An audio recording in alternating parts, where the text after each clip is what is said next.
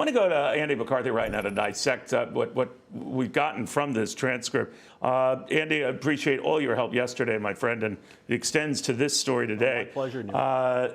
And Andy, the one thing that's very clear here, and I take no sides in this or see it through any prism for or against the president or his son, but it's very clear to me, at least, that Devon Archer, when he referred to the brand, he wasn't talking about Jill Biden. He was talking about the combination of Joe and Hunter Biden. When asked on that subject whether that was the case, he said, quoting here, "Yeah, that's fair to say. Obviously, that brought the most value to the brand. It was Hunter Biden and him." He went on to say, "We would discuss having, an understanding of D.C., and that was a differentiating component of us being able to raise capital." Again, I'm not the sharpest tool in the shed, my friend, but that shows the clear building of a quid pro quo. Yeah, that's right. And if this were an actual investigation that was being conducted by the Justice Department, that's exactly the way they'd be looking at it, Neil, as a bribery investigation.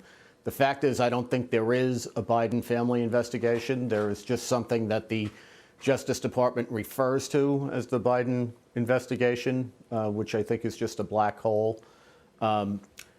What we're seeing in the transcript is that the business was Joe Biden. I'm always amused to hear people say that they're not seeing any evidence that Biden did anything to advance the business, but he was the business.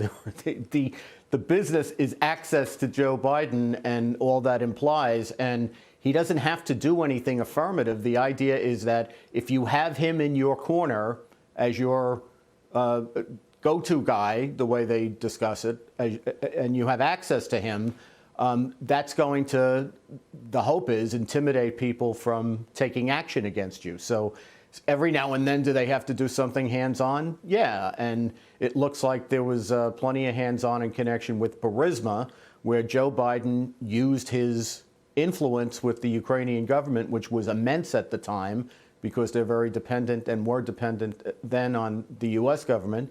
He used his influence to help get a prosecutor fired who happens to have been investigating the company that was paying his son $83,000 a month. Yeah, and in fact bragged about it. But what's interesting is when I heard people talking about what Devin Archer had said in this Q&A with Republicans and Democrats on the committee, I think I mistakenly referred to it as testimony. But the bottom line was Democrats who commented on said, no, he never drew his father into this, so the influence of his father. Well, again, through my thick skull here, Andy, I see this exchange when they talk about, as you mentioned, Burisma, and him saying that it sent the right signals for Burisma to carry on this business and be, quote, successful. When pressed, he clarified that even more. My only thought is that I think Burisma would have gone out of business if it didn't have the brand attached to it.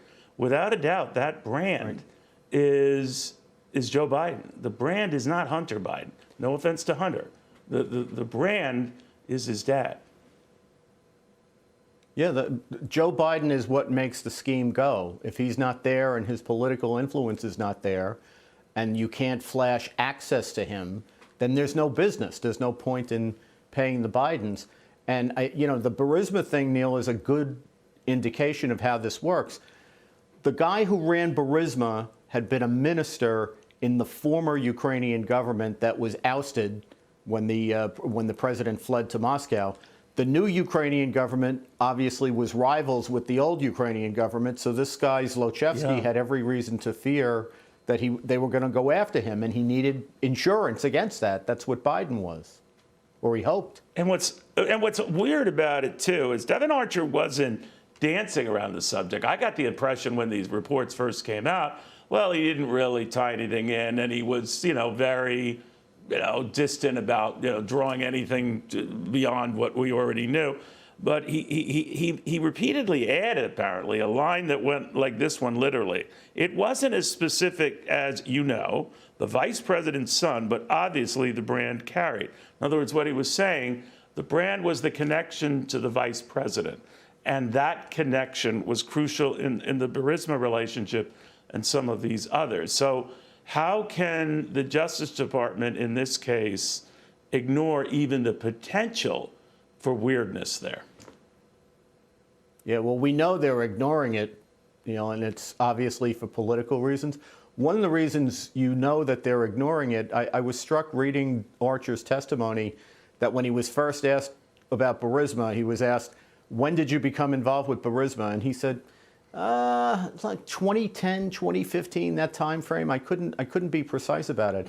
And it struck me that, Archer had supposedly testified in the grand jury, which means the Justice Department put him in there, right?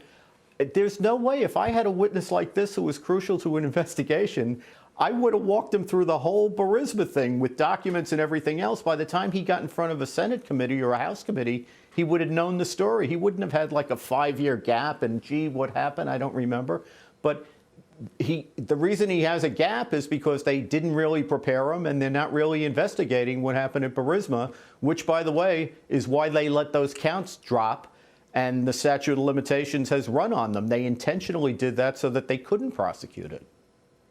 Now, isn't that why you get a special counsel? Again, I think the sophisticated legal definition is if it sounds icky, it probably is, or at least should be pursued.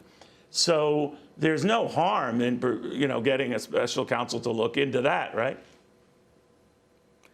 No, as a matter of fact, you would think since Garland appointed a special counsel for Trump, where there's no conflict of interest, that when the rules say when there's a conflict of interest, you're supposed to appoint a special counsel, and you got the Biden Justice Department investigating Biden, that's where you get a special counsel. And I was 20 years in the Justice Department. We were like the icky business. So to watch the Justice Department go, no, I don't want to know anything, is a little amazing. Yeah, that's one word for it. Andy, you're the best. You kind of help me make sense of things that don't make sense. Andy McCarthy on that. Hey, Sean Hannity here. Hey, click here to subscribe to Fox News YouTube page and catch our hottest interviews and most compelling analysis. You will not get it anywhere else.